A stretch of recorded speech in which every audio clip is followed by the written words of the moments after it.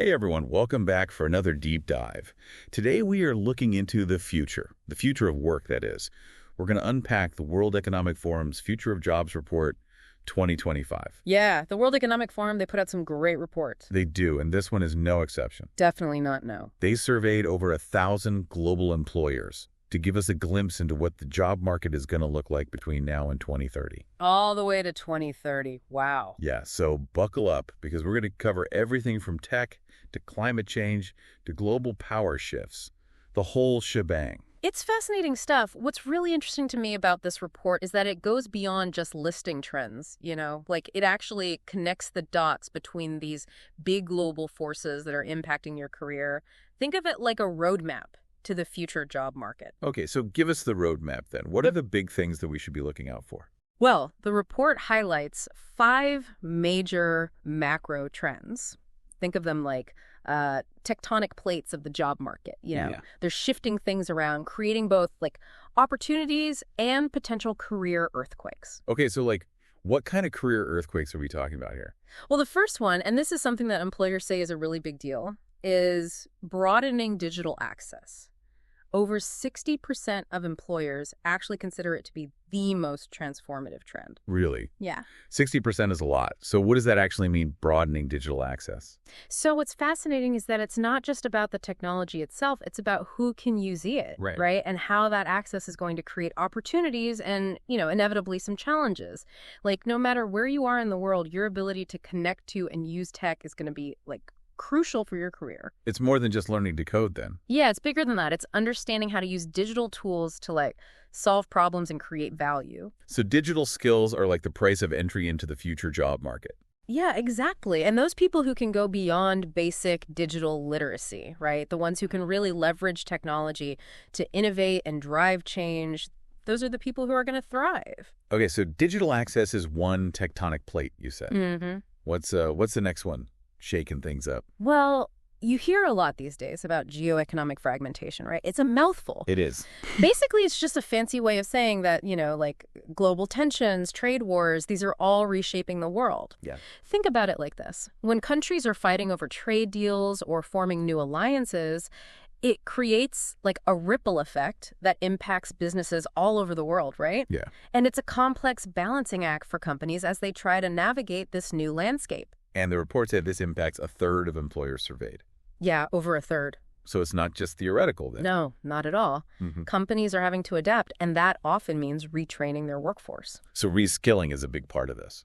Yeah, it's huge. And we'll dive deeper into that later, but it's important to understand that geopolitical uncertainty, it directly impacts the skills that employers are looking for. So the ground is shifting beneath our feet, and we need to be agile to stay upright. Exactly. Okay, got it. And all of this is happening against a backdrop of economic uncertainty too, right? Yeah. Inflation, slower growth. Yeah, you hear about it all the time. Yeah, these aren't just headlines. Right. These are realities that companies are factoring into their hiring decisions. So we got the geopolitical tremors and then the economic headwinds. How do we prepare for all of this? Well, the report really emphasizes skills like resilience, flexibility, and creative thinking. It's super valuable in these uncertain times, right? Yeah. It's not enough to just have technical skills. You got to be adaptable, a problem solver, think on your feet. So a mental toolkit to adapt to whatever challenges come your way. That's a good way to put it. Okay, I like that. What's the next big trend then? So this one hits close to home for everyone. The green transition. Climate change. Yeah, it's a reality. It is. And it's influencing business decisions across the board. So lots of green jobs out there, Yeah. like renewable energy engineers, all that. Absolutely. I mean, we see that they're in high demand. Does this report say anything else about that? Yeah, green jobs are definitely on the rise. The report even breaks down which specific ones are growing the fastest. But what's interesting is it points out that some companies are lagging behind in adopting sustainable practices. Oh, really? Yeah. So there's a gap there. Yeah, there's a gap between the demand for green skills, right? Yeah. And the willingness of some companies to fully embrace that transition. So there's a challenge, but also an opportunity. Exactly. If you're passionate about sustainability and you have the right skills, you can be a catalyst for change within those organizations that are still catching up. You could help them implement more sustainable practices. I love that, yeah. contribute to a greener future. Yeah, even in a world of uncertainty, there's a chance for individuals to make a real difference. Absolutely. That's pretty inspiring. Okay, what else? What haven't we covered? Well, the last two macro trends focus on something we don't often think about when it comes to jobs. It's demographics, the changing demographics of the world. Okay. We see aging populations in some parts of the world and booming youthful populations in others. Right. And that has a big impact. So how does that play into the future of jobs then? Well, think about it. An aging population means a growing need for healthcare professionals. Yeah, makes sense. While a young, growing workforce, that creates more demand in areas like, education and technology, different demographics, different needs, and those needs translate into job opportunities. So, like, ripples going out from those demographics causing some sectors to, expand while others contract. Exactly. And all of these macro trends, the digital access, the geopolitical shifts, economic uncertainty, the green transition, the demographic changes, they're all going to have a really profound impact on specific jobs. In fact, the report actually breaks down the fastest growing and fastest declining jobs over the next 5 years. So it's not just about understanding these broad trends, it's about knowing how they're going to impact specific careers. Okay, let's get into that then. I'm sure everybody wants to know what those are, the hot jobs, the not so hot jobs. All right, let's do it. No surprise here, tech roles really dominate the list of fastest growing jobs. Yeah, figure that. We're talking like big data specialists, fintech engineers, AI, machine learning specialists, of course. But you know those green jobs we talked about? Those are climbing the ranks too. So there's hope for those of us who aren't coding whizzes. Absolutely, yeah. Yeah. And you know what's really cool is this report, it doesn't just list job titles. It actually analyzes the skills that you need for these in-demand jobs. And here's the interesting part. While technical skills are essential, employers are placing increasing value on what they call soft skills. So things like communication, collaboration, problem solving. Those are becoming increasingly valuable across all sectors. So it's like you need a powerful engine, right? Yeah. The tech skills. But you still need a skilled driver. Exactly. The soft skills are what guide you to success. I like that. That's a great analogy. Now, on the flip side, we have the fastest declining jobs. And the report doesn't sugarcoat it. Certain clerical and administrative roles, they're fading away as automation takes over. So like bank tellers, data entry, that sort of thing. Exactly, yeah. Those roles are being heavily impacted by automation. And that's why it's so important to understand these trends and adapt accordingly, The report highlights this really fascinating example. It talks about nursing. It's a field that's growing rapidly because of aging populations. And then you have software development, which is exploding because of technological advancement. So it's like a tale of two trends driven by very different forces. So it's not just about the specific job. It's about understanding the underlying forces that are shaping the whole market. Precisely. And the report makes it very clear that millions of jobs will be created, but millions will also be lost. The key takeaway here is that it's not enough to just have a job. Right. You need to understand the shifts, position yourself accordingly. It's about being proactive, adaptable, constantly learning and evolving. Always be learning. Okay, so we've covered the macro trends, how they're impacting specific jobs. Let's get down to brass tacks. What are the essential skills for the future? The things that will make you truly valuable in this ever-changing job market. Well, the report doesn't just tell you which CH skills are in demand. Okay, good. It actually compares the skill sets needed for those fastest growing jobs versus the ones that are declining. It's like a roadmap to future-proofing your career. Okay, I like roadmaps. Give me the roadmap. All right, so the top 3 skills across the board are AI and big data, networks and cybersecurity, and technological literacy. Okay, no surprise there. Right. But here's what's interesting. These tech skills, they're only part of the equation. Wait, but earlier you were saying that soft skills are becoming even more critical. Yeah. So which is it? Tech skills or human skills? It's both. And that's what's really fascinating. Okay. While those technical skills are essential, employers are placing increasing importance on things like resilience, flexibility, creative thinking, leadership, and a commitment to lifelong learning. So it's really about finding the balance, right? Yeah. Between technical prowess and that human ingenuity. Exactly. You need to be tech savvy, NED, people savvy. To thrive. To thrive. And here's a fascinating tidbit from the report. For the first time ever, it shows a net decline in the need for physical abilities in jobs. Whoa, seriously, what does that even mean?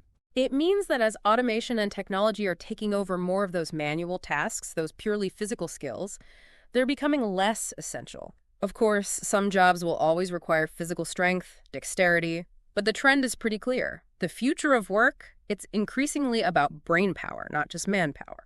Interesting.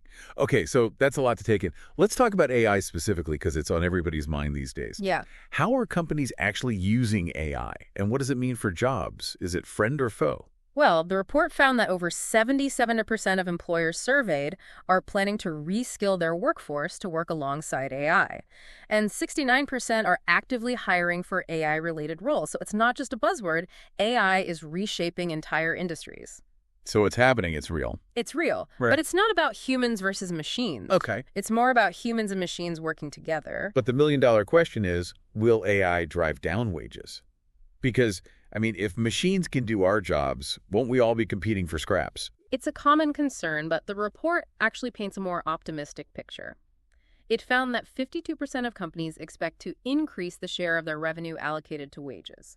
Wait, really? So AI might actually lead to higher wages. How does that work? Because skilled talent is becoming more valuable. As companies embrace AI, they need people who can design it, implement it, manage these technologies, and that expertise, it commands a premium. So it's not about humans being replaced by machines. It's about humans upskilling to work alongside AI. It's like AI is raising the bar, pushing us to develop new skills, become even more valuable. That's a great way to put it. The key is to adapt and develop those skills that complement AI rather than trying to compete with it. The future belongs to those who can harness the power of AI while leveraging their uniquely human skills. Okay, I'm ready to embrace the AI future. Where do I even start? Is it just about learning to code? It's more than just coding. The report highlights a variety of workforce strategies that companies are prioritizing.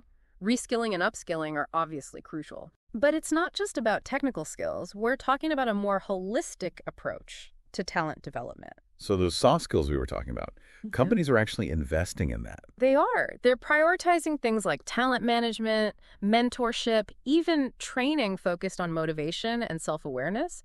They're realizing that to succeed in this crazy, rapidly changing world, they need employees who are not just technically skilled, but also, emotionally intelligent, adaptable, engaged.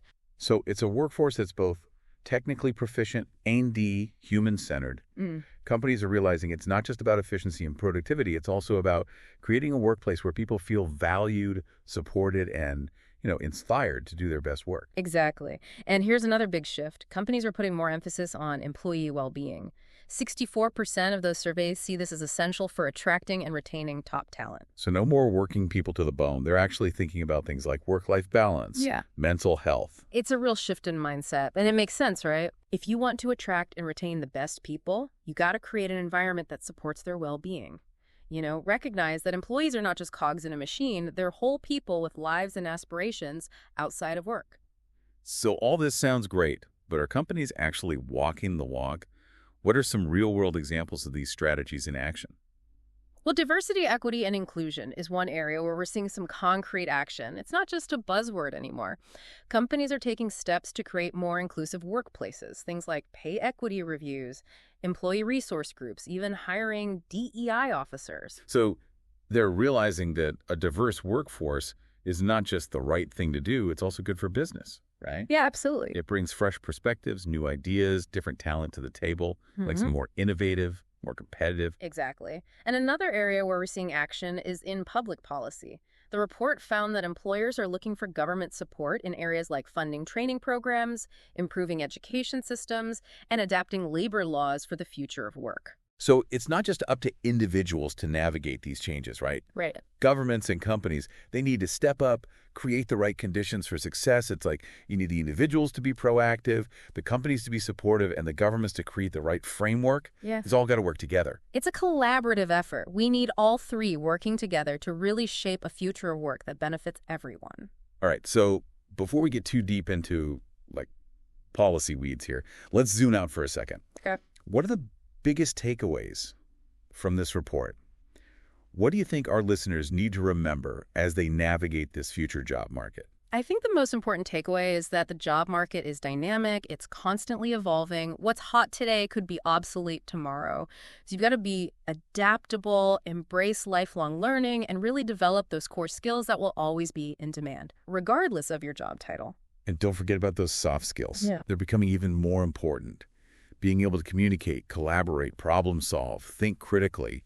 Those are the skills that'll set you apart in this AI-powered future. Exactly. And, another crucial point, don't be afraid to explore different career paths. The lines between industries are getting blurry. Yeah. New jobs are emerging all the time, so be open to new opportunities. Be willing to adapt your skills to meet those changing demands. It's like choose your own adventure career path. It is. You're not stuck on one track That's anyway. exactly You right. pivot, explore, create your own unique journey. But speaking of journeys, we've covered a lot of ground in this deep dive. We have. What should people do if they want to learn more? This report is packed with info. The full report is available online. It is. And it's worth exploring in detail, for sure. It has breakdowns by region, by industry, even specific job roles, so you can tailor your research. And it has, cool interactive data tools where you can play around with the data, explore different trends. Yeah, it's great.